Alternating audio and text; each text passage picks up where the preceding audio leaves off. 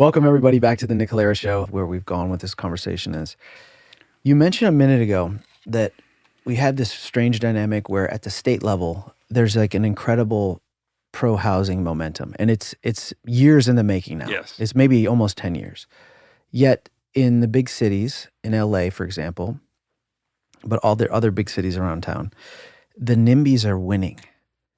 And they're winning the city council type seats in terms of, and when I say NIMBYs, I say people who are just sort of generally anti-development or find ways to be anti-development.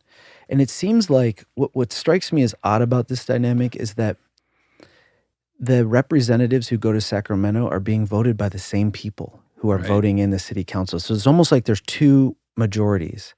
And I'm curious about why you think that's happening, or have you ever thought about it? And like, why do we have this two majorities that are so at odds with each other, where we have state representatives who are pro-housing and then everyone local is anti-housing? I don't have the answer for that question, but I can tell you that I've done a bit of research on the history as to the why, right?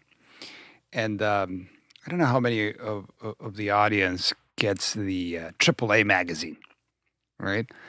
But AAA has this magazine. I think it's called Westways, and it has spots you can drive to and so forth. But at the end, there's always a picture, a black and white picture, that has an automobile, and that automobile is usually in a freeway, right?